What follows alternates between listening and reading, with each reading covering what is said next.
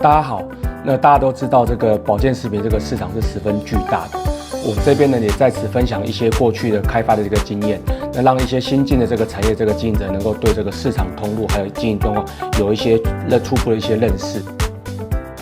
讲到我们传统的保健食品通路，其实我们常知道就是传统的保健食品通路就会有第一个大家最常听到的药局。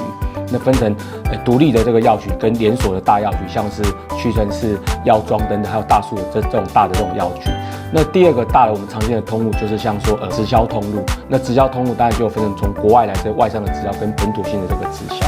那这直销这个通路，这在台湾也是行之多年了。那早期很多人接触保健品也是因为这个直销这个通路。那第三个呢，就是百货专柜的这些通路，那也是一些比较大的品牌，那他自己也会有专柜，或是自己有这个直营的这个门市。那第四个就是电视购物跟电话购物这种，那这也是比较传统的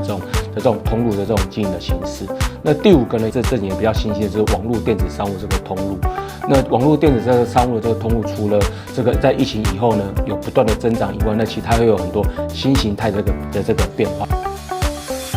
刚刚讲到这个网络新形态通路里面，那其实我们可以在网络通路再去做细分。那以大家常会经营的网络通路，有第一个是这样比较大型的这个电商平台，像我们在常听到的虾皮、PC、Momo、东森这种算是很大的这种平台，那大家都可以上架，可是上面的产品也非常的多。第二块就是大家可以建立自己的独立的这个官网，是自己的这个独立的店面，那你可以做这个客群的经营、CRM 等等的，让客户呢放在自己的这个手上。那第三个是在这几年，因为疫情的关系，所以我们现在有很多这种新形态，这种像是KOL 的这种网红直播，或者是这种团购的模式，那这也是一种新形态的这种通路，就觉得你可以借由成为自媒体，获取由客户，那在做网络订单这个部分。那第四个是也是另类比较特别，是走这个微商的这个部分。那微商呢，早期也是在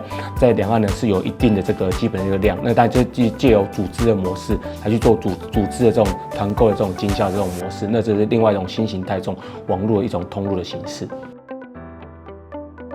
那讲完了这个通路，包含线下跟电商以外，那再来很重要的就是一个客户的这个部分。那在吃保健食品这个消费者也因为这几年的这个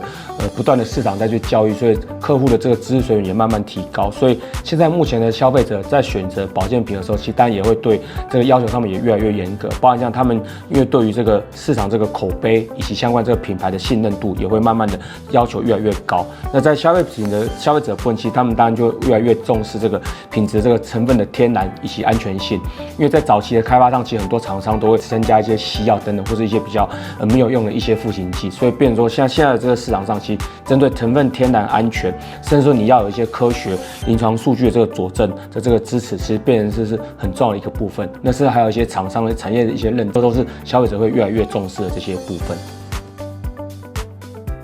那对于这个新进的这个健康食品这个厂商的话，那我们通常会提供下面几个比较建议，就是说，在现在未来这个通路的年代，建议这还是以多元或是全通路的形式布局。也就是说，你除了可能要有官网、自己的社群平台以外，还有外面的电商通路，甚至是实体通路都要去做布局。因为现在很难是说只靠单一通路就能够支撑整个市场，所以我们会建议说，在客户进入市场的时候，未来还是要以多通路这个形式来去做这个布局跟经营。那另外呢，那包含像是一些内容的部分。那像行销方面，可能你要多做一些像是内容的行销，甚至是一些品牌价值的一些媒体这个报道，或是一些认证的取得。那这也是一个非常重要的一个方向。那另外一个是因为现在的由于这个 AI 这个兴起，所以现在越来越多的我们这些保健食品的这些行销部分，你也可以借由 AI 的部分，由 AI 来帮你辅助生成一些相关的一些行销的影片素材。那甚至是借由 AI 来建立这个智能这个客服的这部分。那这都是一个市场上发展的一个趋势。